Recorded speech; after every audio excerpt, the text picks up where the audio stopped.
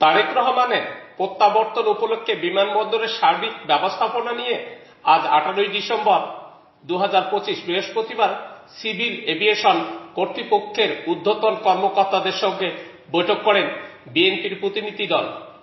জাতীয় স্থায়ী কমিটির সদস্য সালাউদ্দিন আহমেদের নেতৃত্বে প্রতিনিধি দলে ছিলেন সিনিয়র যুগ্ম মহাসচিব advocate Ruhul Kabir Rizvi, BNP media সেলের আহ্বায়ক ডাক্তার মওদুদ পাভেল, তারেক রহমানের প্রধান নিরাপত্তা কর্মকর্তা ব্রিগেডিয়ার জেনারেল শামসুল ইসলাম, সদস্য সচিব জনাব রুহুল কবির রিজভী এবং মিডিয়া সেলের প্রধান জনাব পাভেল, ডাক্তার পাভেল। আমরা আরও সংশ্লিষ্ট যে কয়েকজন আছে, আমরা সিকিউরিটি টিমের প্রধান সহ ব্রিগেডিয়ার শামস সরেজমিনে বিমানবন্দরে যেখানে তিনি অবতরণ করবেন সেই জায়গা থেকে কিভাবে কোথায় বসবেন এবং গাড়িতে উঠবেন এবং সমস্ত রাস্তা যে দিক দিয়ে উনি এবার কেয়ার হসপিটালে যাবেন, ওখান থেকে বাসায় আসবেন এবং অন্যান্য অনুষ্ঠান আমরা যেটা করতে চাচ্ছি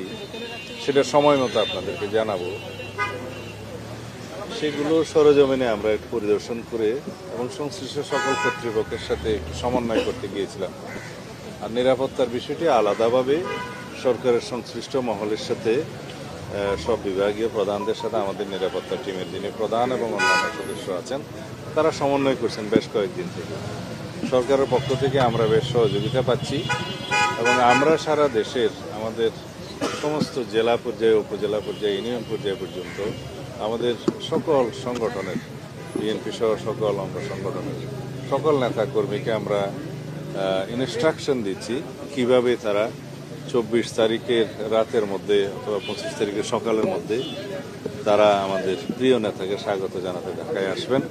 এর মধ্যে সারা দেশের সমস্ত জনগণের মধ্যে ব্যাপক উৎসাহ উদ্দীপনা আছে। দীর্ঘ 17 বছরের কষ্টের নির্বাসিত জীবন শেষে আমাদের এই দেশের গণতন্ত্রের রক্ষা কবচ, আমাদের আগামী দিনের, আগামীর বাংলাদেশের যিনি নেতৃত্ব দেবেন ইনশাআল্লাহ, তাকে এক নজর দেখার জন্য আমরা গণতন্ত্র অবমুক্ত করতে পেরেছি। ফ্যাসিবাদের বিরুদ্ধে সংগ্রাম করতে করতে এই ফ্যাসিবাদ বিরোধী রাজনৈতিক সংগ্রাম, গণতান্ত্রিক সংগ্রামের সুদীর্ঘ 16-17 বছর তিনি নেতৃত্ব দিয়েছেন আমাদের। তো সুতরাং আমরা চাই যেন তার এই ঐতিহাসিক প্রত্যাবর্তন যেন বিগত 55 বছরের ইতিহাসে যেভাবে যা কিছু দৃষ্টান্ত হয়েছে তাকে ছাড়িয়ে যায় এবং আগামী 55 বছরের ইতিহাসেও যেন সেরকম কোনো ঐতিহাসিক ঘটনা না হয়, সেরকম একটা আমরা স্মরণীয় করে রাখার জন্যই আমাদের সমস্ত আয়োজন হচ্ছে। আশা করি সারা দেশের মানুষ সেই জন্য অপেক্ষা করছে। আপনাদের সকলের সহযোগিতা প্রয়োজন।